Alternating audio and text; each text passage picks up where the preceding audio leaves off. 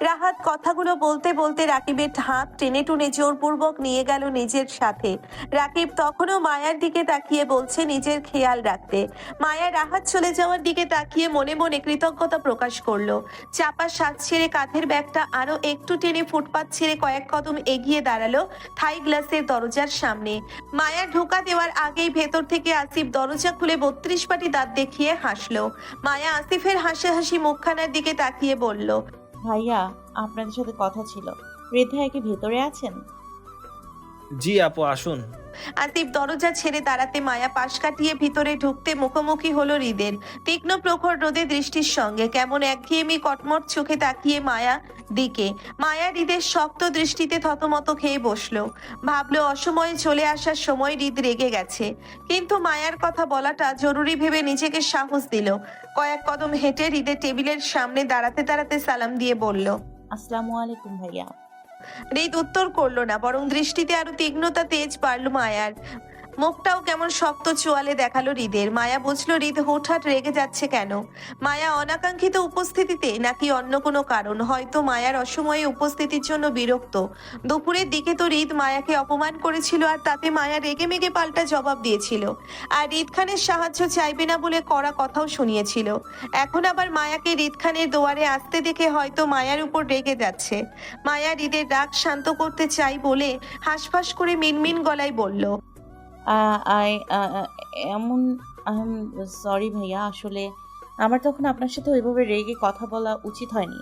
আমার ভুল হয়েছে, এর জন্য আমি আবারও সরি। আমাকে ক্ষমা করে দিন ভাইয়া। মায়ার কথার মাঝেই শোনা গেল হৃদের শক্ত তেজি গলার স্বর। আসিফ, বাইরে যা। জি ভাই। মায়া চমকে পিছনে তাকাতেই দেখলো আসিফ ততক্ষণে দরজা বাহিরে চলে গেছে এবং থাই গ্লাসটা টেনে বাহির থেকে বন্ধ করে দিচ্ছে। মায়া ঘাবড়ে সামনে হৃদের দিকে তাকালো। হৃদ তখনও মায়ার দিকে একইভাবে তাকিয়ে। মায়া তাকানোতে চোকাচুকি হলো দুজনের। মায়া দৃষ্টি নত করলো, ভয়ার্থ মুখে আর চোখে আশেপাশে তাকালো। বিশাল অসীম কক্ষ জুড়ে মায়া আর হৃদ ছাড়া অন্য কেউ নেই। মায়া হঠাৎ অজানা ভয়ে গলা শুকিয়ে এলো। একা একটা মেয়ে হয়ে একটা ছেলের সঙ্গে এভাবে দেখা করতে চলে আসাটা মায়ার ঠিক হয়নি ভেবে আরো ভয়ার্থ হলো। এখন চলে যাওয়াটা মায়ার ঠিক হবে কিনা তাও ভাবলো। যদি হৃদের মতিগতি মায়ার নিকট ভালো না ঠেকে, তাহলে টেবিলের উপর কাচের গ্লাস দিয়ে হৃদের মাথা ফাটাবে বলে মনে মনে ঠিক করেও নিল। ভয়ার্থ ভাবুক মায়ার ধ্যান ভেঙে শোনা গেল হৃদের স্বর, আমার রুচিতে পচা ধরেনি যে আপনার প্রতি ইন্টারেস্ট দেখাবো। অহেতুক ভয় পাওয়া বন্ধ করেন। হৃদ খানের টেস্ট এত নিচু নয় যে আপনার মতন মেয়ের প্রতি রুচি দেখাবে, যার স্বামী থাকা সত্ত্বেও রাস্তায় বয়ফ্রেন্ড নিয়ে ঘুরে বেড়ায় এমন একাধিক পুরুষে আসক্ত নারীরা। আর যাই হোক, হৃদ খানের রুচিতে অন্তত পড়ে না তারা। হৃদের কথার অপমানে মায়ার গায়ে কাঁটা দিয়ে উঠে রাগে। মায়া একাধিক পুরুষের আসক্ত নারী, এমন অপমানজনক কথা মায়াকে ওর জীবনেও কেউ বলেনি। ঘৃণায় মায়ার শরীর জ্বলে উঠল। এত সময় ধরে হৃদ খানকে নিয়ে মনের ভিতরকার অজানা ভয়টা যেন মুহূর্তেই কেটে গিয়ে তীব্র ডাক ভর করলো মায়ার শরীরে। কিন্তু তারপরও বোকামি করলো না, আর না দুপুরের মতন রেগে মেগে আগুন হয়ে হৃদকে অযাচিত কিছু বলতে চাইলো না, যেটা মায়ার জন্য এই মুহূর্তে ভালো হবে না বলে মনে করলো। কারণ মায়ার হৃদের থেকে সাহায্য চাই, তাই ব্যবহারে নমনীয়তা মায়ার দরকার। হৃদ খান তো তার তেরা স্বভাব দেখাবে, সেটাই স্বাভাবিক। কিন্তু মায়াকে আপাতত নিজের আত্মসম্মান সাইডে রেখে হৃদের সঙ্গে ভদ্র ভাষায় কথা বলতে হবে।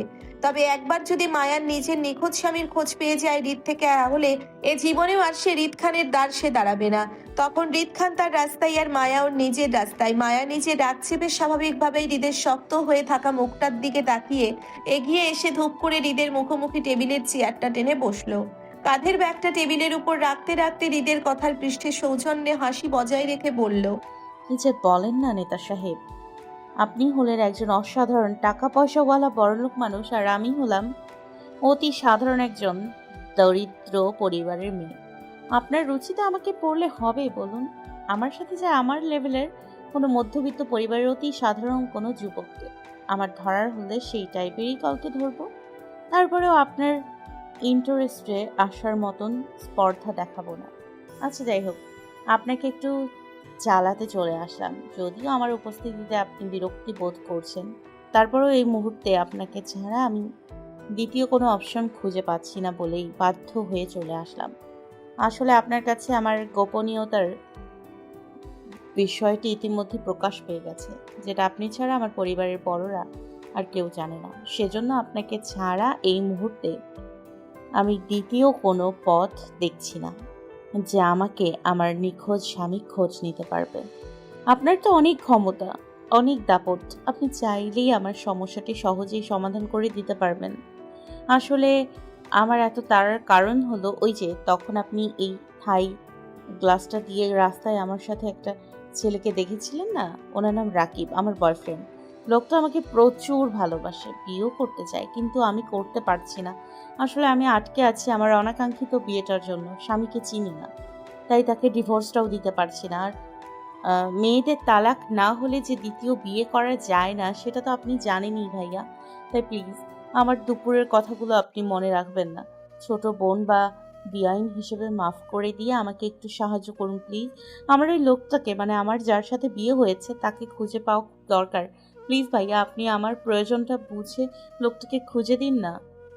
মায়া কথাগুলো শেষ করতে করতে টেবিলের উপর থাকা পানির গ্লাসটার হাতে নিয়ে এক চুমুকে সবটা শেষ করে আওয়াজ তুলে টেবিলে রেখে ফের তাকালো হৃদের দিকে। মুহূর্তেই চোকাচোকি হলো হৃদের শীতল দৃষ্টি চোরার সাথে। এতক্ষণে শক্ত রাগী চোয়ালটা আর নেই হৃদের, কেমন ঠান্ডা আর শীতল দৃষ্টি মেলে তাকিয়ে মায়ার দিকে। মায়া হৃদের হুটহাট মোট পরিবর্তন হওয়া কারণটা বুঝলো না। লোকটা এই রেগে যায় তো সেই শীতল। হৃদ হঠাৎ রেগে গেলে যাও বোঝা যায় এখন তাণ্ডব হবে, কিন্তু একদম শীতল হয়ে গেলে আরো ভয় লাগে। তখন মায়ার মনে হয় ঠান্ডা মাথায় হৃদ খান আরো ভয়ানক। এবার আল্লাহ জানে এই লোক মায়ার সাথে আবার উল্টোপাল্টা কিছু করে না বসে। কেটে পড়বে সে। এই হৃদ খানকে চিনে বলে জীবনে দাবিও করবে না, মুখোমুখি হওয়াই তো দূর। এমনই স্বামী খুঁজে দিশেহারা হয়ে মায়া কতগুলো মিথ্যা কথা বলল রাকিব ভাইকে চড়িয়ে। এবার যদি হৃদ খান মায়ার মিথ্যা তারা দেওয়াটা বুঝে অন্তত ওর নিখোঁজ স্বামীর খোঁজটা এনে দেয়, তাহলে মায়া আর সামনে পড়তে চাইবে না এই হৃদের। প্রতিবারই হৃদ খানের অপমান ভীষণ গায়ে লাগে মায়ার। তাছাড়া মায়া এতদিনে এমনটাও বুঝতে পারে না হৃদ খানের মতো লোক কেন শুধু শুধু মায়ার পিছনে পড়ে মায়াকে অকারণে অপমান করে বেড়ায়। কি এমন শত্রুতা হৃদ খানের সঙ্গে মায়ার যার জন্য এমন করে? কই জুই, শ্রেয়া বা অন্য কোনো মেয়েদের সাথে তো মায়া হৃদ খানকে কথা বলতেও দেখে না। এমনকি মায়ার বোন জুই পাশাপাশি হৃদের আত্মীয়ও হয়। কই জুয়ের সাথে আজ পর্যন্ত হৃদ খানকে কথা বলতে দেখলো না, মুখ খুলে একটা কথা বলতে। সেখানে শুধু মায়ার সাথে কথাও বলে আবার অপমানিতও করে। আজও জানে মারা পড়বে মনে হয়। ভাবুক মায়া ধ্যান ভাঙ হৃদের নিটোল খাপছাড়া কথায় চমকে উঠে তরাক করে তাকালো হৃদ শান্ত মুখটার দিকে। কে জানে মারা পড়বে? বিষয়টি বোধগম্য না হওয়া মায়া হৃদকে প্রশ্ন করলো তক্ষুনি। কে মারা পড়বে? আপনার বয়ফ্রেন্ড। মানে কেন? হৃদ মায়ার উত্তেজনায় বাক্যে উত্তর করলো না। অযাচিত কথা বলে মাথাটা আর গরম বানাতে চাচ্ছে না হৃদ। তার যা করার সে এমনিই করে নিবে। এই মহিলাকে বলে আর লাভ নেই। বয়ফ্রেন্ড জুটিয়ে রাস্তায় দাঁড়িয়ে প্রেম করাটাও না হয় সে পরে দেখে নিবে। আপাতত এই মহিলাকে একা পেয়ে এই মুহূর্তে হাতছাড়া করবে না হৃদ। সুযোগের সদ্ব্যবহার সেও করবে। কাল রাত অবধি হৃদের মনে হয়েছিল বউ তার প্রেমে দিশেহারা হয়ে তাকে খুঁজছে, কিন্তু আজ দুপুর থেকে হৃদের মনে হচ্ছে বিষয়টা উল্টো। তার ধারণা হয়তো ভুল ছিল। বউ তাকে ভালোবাসে খুঁজছে না, বরং ডিভোর্সের আশায় তাকে চাই। আবার বলছে বয়ফ্রেন্ডকে বিয়ে করবে। এই বিষয়টা যে হৃদের কোথায় গিয়ে আঘাত করছে সেটা কাকে বোঝাবে হৃদ? হৃদ মায়ার মতিগতি বুঝতে চেয়ে আর শক্ত হলো না, বরং শান্ত আর গম্ভীর থাকলো। হুট হুট করে বসা চেয়ারে গা এলিয়ে টেবিলের উপর থাকা ছোট কিউব বলটা হাতে নিয়ে খেলতে খেলতে প্রসঙ্গ পাল্টিয়ে মায়ার উদ্দেশ্যে বলল, আপনার স্বামীর খোঁজ দিলে আমার লাভ, আমি কি পাবো? হৃদের নির্দ্বিধায় আবদারে থমথমে খেয়ে গেল মায়া। খানিকটা লজ্জাও পেল। আসলেই তো হৃদ খান কি আর মায়াকে এমনি এমনি ফ্রিতে কাজ করে দিবে? অবশ্যই কাজের বিনিময় লাগবে। তাহলে মায়া কেন এতক্ষণ যাবৎ টাকা পয়সার কথা ভাবেনি? কেন মায়ার মাথায় আসেনি দুনিয়াতে ফ্রিতে কোনো কিছু হয় না টাকা ছাড়া? ভাবলেও কি মায়ার কাছে তো টাকা পয়সা নেই?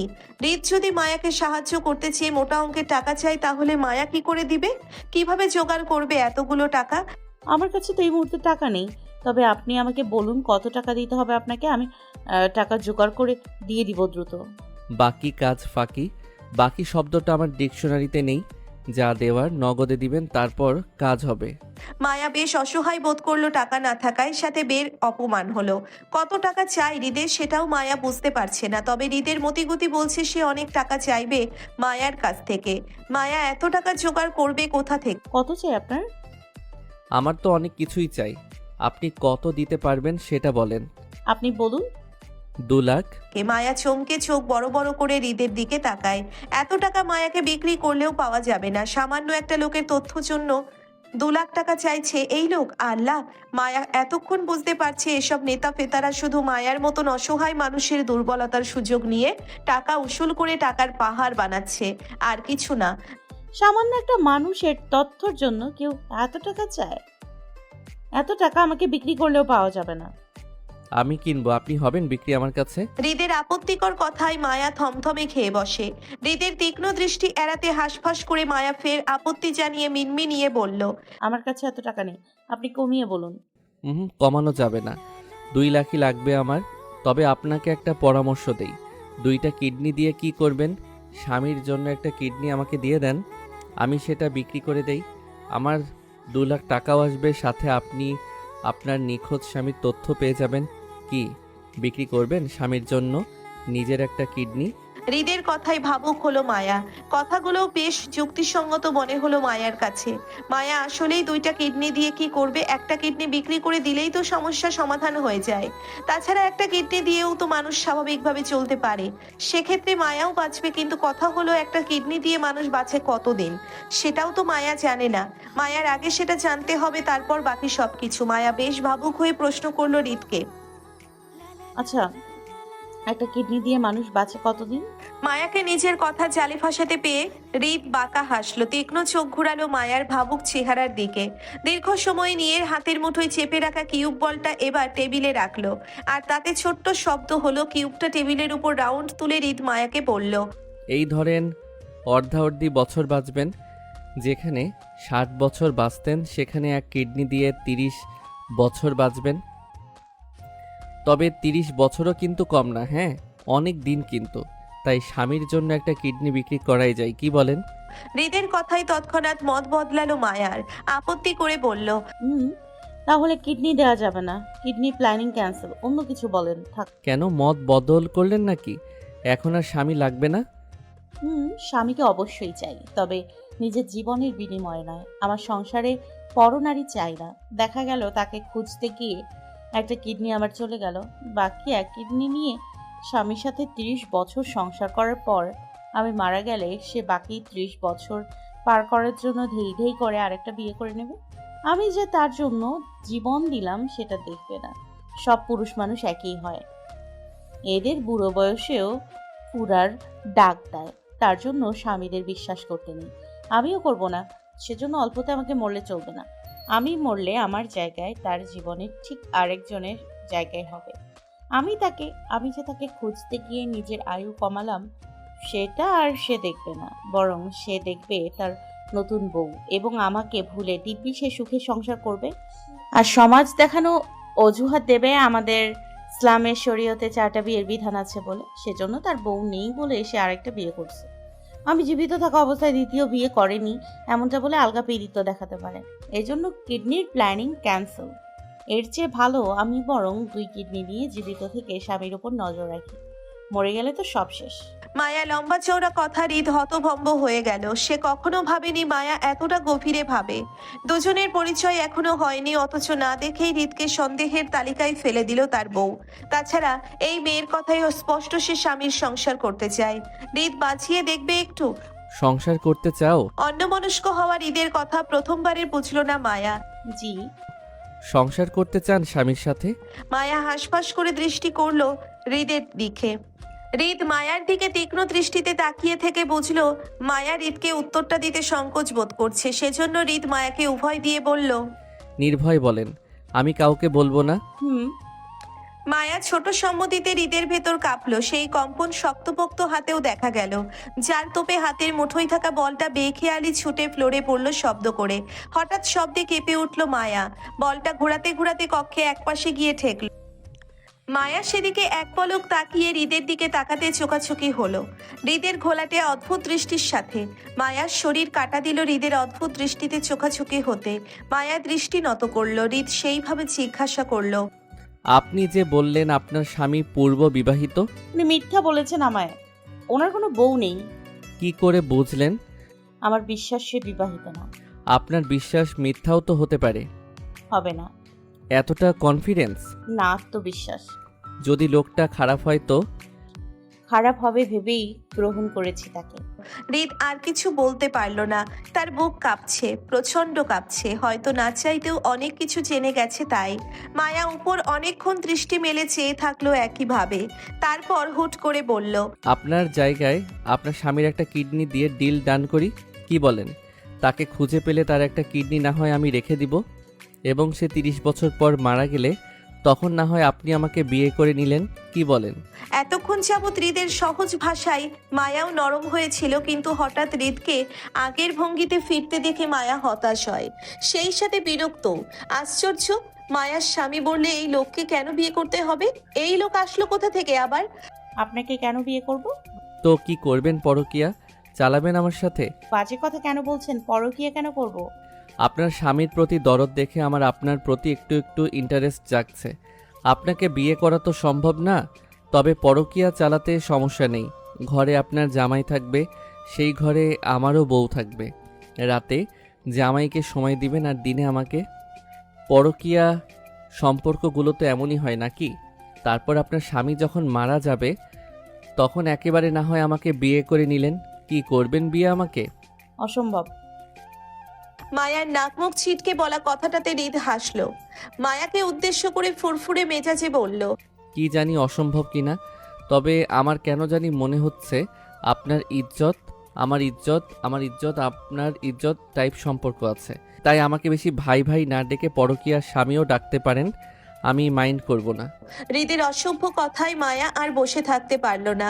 ঠাস করে উঠে কিছু না বলে চলে যেতে নিয়ে পিছনের থেকে হৃদ ফের ডেকে বলল, রাগ দেখালে তো হবে না ম্যাডাম, কাল সকালে আপনাকে আবারও হাজিরা দিতে হবে এখানে। যদি স্বামী খোঁজ চান তো, তবে একা আসবেন অবশ্যই। সকাল 6:33, সাদাসিধে কলেজ ড্রেসে সকাল সকাল রাস্তার মোড়ে দাঁড়িয়ে মায়া। বসন্তের হালকা উষ্ণ কুয়াশার আবির্ভাব কাটিয়ে পূর্ব আকাশের সূর্যের লাল ছটায় আলোয় আলোকিত পরিবেশ। চট্টগ্রাম মুরাদপুর আবাসিক এলাকা হওয়ায় সকালের পরিবেশটা বেশ শান্ত থাকে এখানকার। কোনো গ্রুপ যান্ত্রিক বা মানুষের কোলাহল তেমন থাকে না সাত সকালে। ব্যস্ততা দেখা যায় একটু বেলা গড়ালে। যান্ত্রিক পথযাত্রীদের সঙ্গে সঙ্গে ছাত্রছাত্রীদের যাতায়াত দেখা যায় 8টার মধ্যে। মায়া বাসা থেকে বের হয়েছিল আরো ভোরে, বলতে গেলে 6টার দিকে। বাসা থেকে এই পুরো রাস্তা হেঁটে আসতে মায়ার 15 মিনিট লাগলো। বাকি 17 মিনিট ধরে সে রাস্তার মোড়ে দাঁড়িয়ে আছে। মায়া হাতের ফাইলটা চেপে আশেপাশে তাকালো স্বচ্ছ চোখে। রাস্তার দুপাশে দোকানপাটগুলো অনেক আগেই খুলে বসে আছে দোকানদাররা। সকালের বেচাকেনা চলছে সেখানে। রাস্তায় যান্ত্রিক গাড়ির চলাচলও ভালোই দেখা যাচ্ছে। এমন মধ্যে মায়া পশ্চিম পাশে রাস্তাটা ধরে ফুটপাতের কিনারায় দাঁড়িয়ে ঠিক হৃদের বাবার অফিসের বিল্ডিং এর নিচে। কাল মায়া এই অফিসটাই হৃদের সঙ্গে দেখা করেছিল, আর আজ সেখানটায় দাঁড়িয়ে আছে মায়া। গোটা 17 মিনিট পার হয়ে 18 মিনিটে ঠেকলো ওর অপেক্ষার প্রহর। হৃদ কাল মায়াকে সকাল সকাল আসতে বলেছিল, কিন্তু কখনো বলেছিল সেই সময়টা দেয়নি। সেজন্য মায়া সারা রাত ছটফট করে রাতের ঘুম হারাম করে কাকঢাকা ভরে উঠেই কলেজের জন্য একেবারে রেডি হয়ে চলে এসেছে এখানে।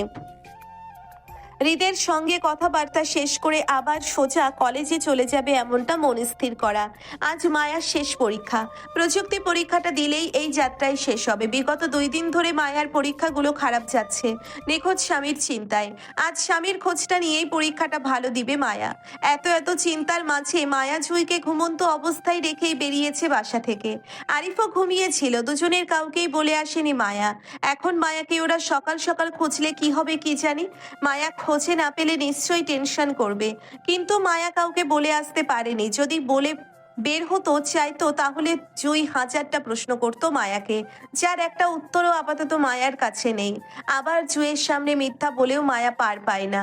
জুই চট করে ধরে ফেলে মায়ার মিথ্যাটা। সেজন্য মায়া ইচ্ছে করেই জুইকে কিছু না জানিয়ে বেরিয়েছে বাসা থেকে। তবে কলেজে গিয়ে না হয় জুইকে কিছু একটা বলে বুঝিয়ে বলবে। আপাতত মায়া না হয় চুপিসারে নিজের কাজটা শেষ করুক, তারপর না হয় জুই বকা দিলেও শুনে নিবে ও। কিন্তু তারপরও কাজটা হোক। তাছাড়া মায়া ওদের বিল্ডিং এর পাহারাদার চাচাকে বলে এসেছে সে শ্রেয়াদের বাসায় যাচ্ছে। সেখান থেকে সোজা কলেজে চলে যাবে, এমনটা আরিফ বা জুইকে বলতে যদি তারা মায়ার খোঁজে আসে তো।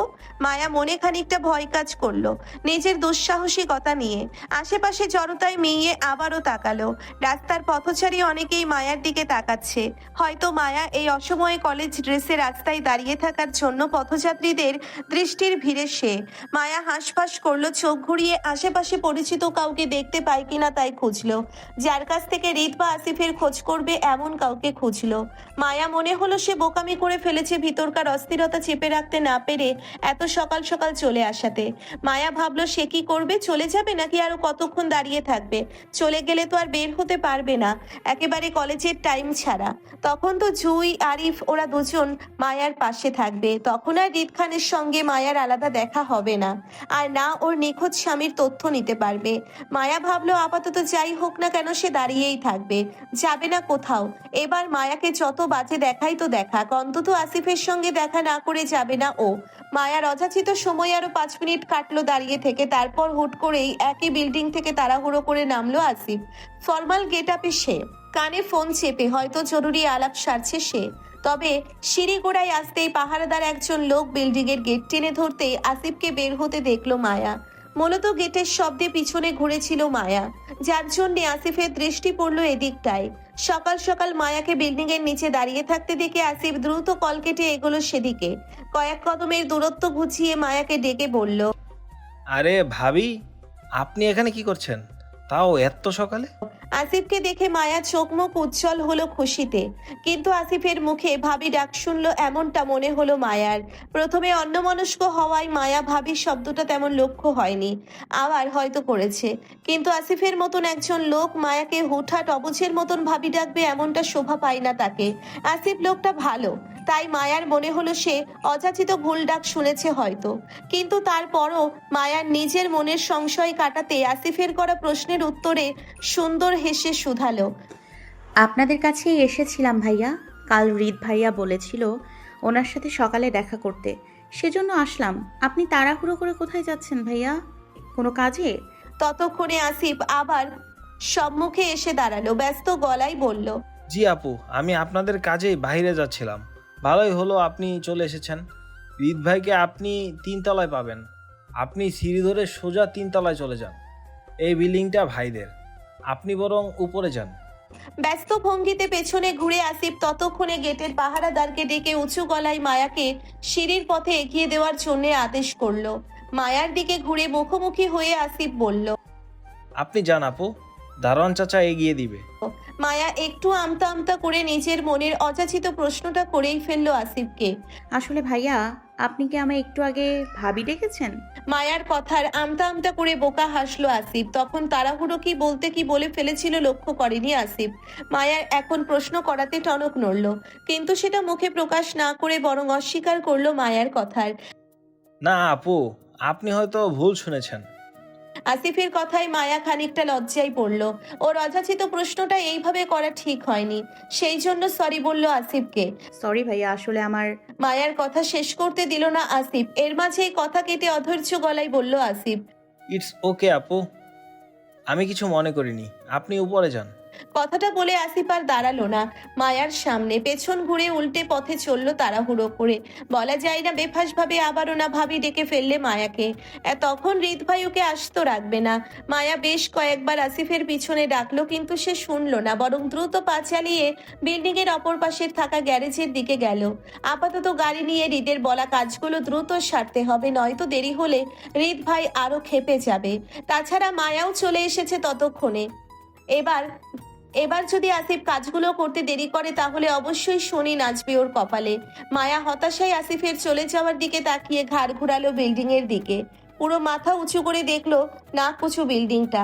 এই বিল্ডিংটায় কয়তলা হবে? মায়া গুনে দেখতেই বোকার মতো মায়া গুনে গুনে 7 তলায় গিয়ে ঠেকলো। মায়া বুঝতে পারলো পুরো বিল্ডিংটা 7 তলা, রিত খান থাকেন 3 তলায়। মায়ার কি একা যাওয়া ঠিক হবে কোনো ছেলের বাসায় হুট করে, তাও এত সাত সকালে? মায়া ভাবলো রিত খান কি আর একা থাকবে এই বাসায়? অবশ্যই তার পরিবারের কেউ না কেউ থাকতে পারে। রিত খানের পরিবারকে তো মায়াকে চেনে, নতুন আত্মীয় হয় ওদের। মায়াকে এত সকালে নিজেদের ফ্ল্যাটে দেখলে নিশ্চয়ই অবাক হবেন তারা। মায়াকে প্রশ্ন করলে সে কি উত্তর দিবে কি জন্য মায়া এত সকালে এখানে এসেছে? সত্যিটা তো বলতে পারবে না, মিথ্যাই কিছু একটা বলতে হবে। ইতস্তত মায়া হাঁসফাঁস করলো। কি এক বিপদে পড়লো মায়া নিজের নিখোঁজ স্বামীর খোঁজ করতে গিয়ে। জীবন যে কাজ করার ছিল না সেই কাজগুলো আজকাল করে বেড়াচ্ছে মায়া। বুকের চাপা শ্বাস ছেড়ে মায়া দ্বিধায় নিয়েই বিল্ডিং এর ভেতরের দিকে হাঁটলো। দারোয়ানের দেখানো সিঁড়ি ধরে সোজা 3 তলায় গিয়ে দাঁড়ালো। বেশ হাঁসফাঁস করে জিভ দিয়ে শুকনো ঠোঁট ভেজালো। জড়তার হাতে বেশ সময় নিয়ে পরপর কলিং বেল চাপলো। একবার, দুইবার, তিনবার পরপর বেশ কয়েকবার কলিং বেল চাপলো একটু রয়ে শোয়ে, কিন্তু তারপরও কাউকে দরজা খুলতে না দেখে মায়া এবার দিমোনা করলো এতবার কলিং বেল চাপাতে। মায়ার মনে হলো সকালবেলা হওয়ায় বাসার সবাই হয়তো এখনো ঘুমে, আর মায়া এই মুহূর্তে তাদের ঘুমে ডিস্টার্ব করছে এতবার কলিং বেল বাজিয়ে। মায়া মনস্থির করে আর কলিং বেল বাজাবে না, সেই জন্যই সুইচ বোর্ড হতে নিজের হাতটা গুটিয়ে নিতেই খট করে দরজা খুলল কেউ। তবে ওর সামনে দরজা নয়, বরং পেছনের ফ্ল্যাটের দরজা খুলে রাশভারী গলায় বলল। এদিকে আসো। মায়া চমকে পিছনে তাকালো, দেখলো হৃদ দরজা ধরে ঘুমন্ত চেহারায় এলোমেলো চুলে দাঁড়িয়ে। দেখে বোঝাই যাচ্ছে কলিং বেলের চাপে সদ্য ঘুম থেকে উঠে এসেছে সে।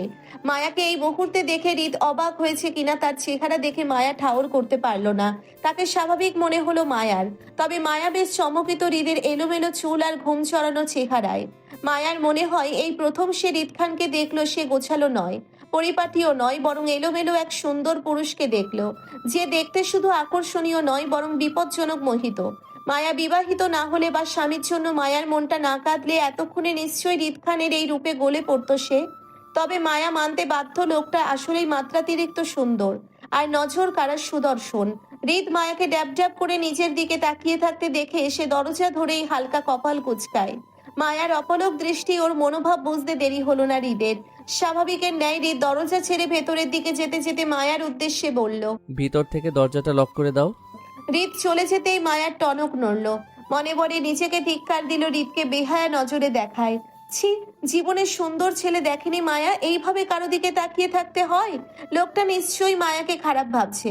এইভাবে কারো দিকে তাকিয়ে থাকতে হয়? লোকটা নিশ্চয়ই মায়াকে খারাপ ভাবছে। এমনি এই লোক মায়াকে খারাপ খারাপ প্রস্তাব দেয়, পরকিয়া করতে চায়। এখন মায়ার বেহায়া দৃষ্টিতে লোকটা নিশ্চয়ই মনে করবে মায়া তার রূপে গলে গিয়ে পরকিয়ার সম্পর্কে রাজি হয়েছে। আজকাল ওর নিজের সাথে কি হচ্ছে সেটাই ঠাউর করতে পারছে না সে। মায়ার মনে হচ্ছে ও অদৃশ্য কোথাও আটকে গেছে। কেউ ওর ফিলিংস নিয়ে খেলছে, কিন্তু কে তা জানে না মায়া। আর এখানেই মায়া অসহায় হয়ে পড়ে। চাপা দীর্ঘশ্বাস ফেলে মায়া হৃদের পেছন পেছন ফ্ল্যাটের ভিতরে ঢুকলো। হৃদের কথা মতো দরজা লাগিয়ে পিছনে ঘুরতেই চোখে পড়লো ভিতরকার সাজানো গোছানো সুন্দর একটি ফ্ল্যাট। মায়া অবাক নেত্রে চারপাশে তাকালো। পুরো 3 তলা সমন্বয়ে এই ফ্ল্যাটটি তৈরি। এপাশ ওপাশ দুপাশ মিলিয়ে একটি ফ্ল্যাট এটা, যার জন্যে মায়া তখন দুটো ফ্ল্যাট ভেবে বিপরীত পাশের দরজাটাতে কলিং বেল চাপছিল। কিন্তু হৃদ অপরদিকে দরজা খুলেছিল। প্রথমত বাহির থেকে কেউই বুঝতে পারবে না এখানে দুটো ফ্ল্যাট নয়, বরং একটাতে গড়া। মায়া ভিতরে ঢুকতে ঢুকতে চোখ ঘুরালো বিলাসিতায় ভরপিণ্ড ফ্ল্যাটটি সৌন্দর্যের দিকে। এত সাজানো গোছানো সুন্দর ফ্ল্যাটটিতে হৃদকে ছাড়া আশেপাশে আর কাউকে চোখে পড়লো না মায়ার। মায়া চোখ যখন ফ্ল্যাটের আভিজাত্য মাপতে ব্যস্ত, তখন হৃদ মায়ার ধ্যান ভেঙে পুনরায় বলল। এত সকালে আসলে যে? মায়া অল্প চমকে হৃদের দিকে তৎপর করে তাকালো জড়তার চোখে। জামাই খুঁজে দিশেহারা হয়ে থাকতে না পেরে সকাল সকাল আপনার কাছে চলে এসেছি তার তথ্য নিতে, এটা বলবে মায়া? এটা বললে নিশ্চয়ই হৃদ খান মায়াকে পাগল ছাগল মহিলা ভাববে, আবার জামাই পাগলও বলতে পারে ওকে। তখন বিষয়টা ভালো দেখাবে না বলে মায়া মিথ্যা বলে মিনমিন স্বরে বলল। কাল আপনি আমায় সকালে আসতে বলেছিলেন, কিন্তু কয়টায় আসবো সেটা বলেনি, সেজন্য আন্দাজে এখন চলে আসলাম। আসলে একটু পর আমার তাড়া আছে, তো তাই। 8টায় আমার পরীক্ষা আছে, সেজন্য এখন না আসলে পরে আর সময় পেতাম না। দৃঢ় কণ্ঠে বলল। কিন্তু আমার জানা মতে তোমার পরীক্ষার খাতা দেয় 9:45-এ আর শুরু হয় 10টায়, রাইট? মিথ্যা বলে ধরা পড়ে যাওয়ায় মায়া এবারও মিনমিন করলো। তারপর নিজের হয়ে গাইগুই করে ফের মিথ্যা বলে বলল। আমার 8টায় কলেজে একটা কাজ আছে, দ্রুত যেতে হবে বলেই এত সকালে আসলাম। হৃদ নিজের এলোমেলো চুলে দুহাতে ব্রাশ করে পেছনে ঠেলে দিতে দিতে চোখ উঁচিয়ে তাকালো দেওয়াল ঘড়ির দিকে। 6:42 বাজে। হৃদের দৃষ্টি অনুসরণ করে মায়াও সেদিকে তাকালো। হৃদ জানে মায়া মিথ্যা বলছে। স্বামীর খোঁজে যে সকাল সকাল তার কাছে চলে এসেছে সেটাও বুঝলো, তবে সে ধরা দিল না। এই মুহূর্তে ধরা দিলেই সমস্যা। এই মহিলা তখন হৃদের সুন্দর একটা মুহূর্তে দারুণ একটা প্ল্যানিংটা নষ্ট করে দিবে। হৃদ ঘড়ির থেকে দৃষ্টি সরিয়ে ফের মায়ার দিকে তাকাতেই চোখাচোখি হলো দুজনের। মায়াও তখন সবে দেওয়াল থেকে দৃষ্টি সরিয়ে হৃদের দিকে তাকিয়েছিল। দুজনের দৃষ্টি মিলাতে মায়া ইতস্ততই নত মস্তিষ্কের হলো। জড়তার গলায় বলল,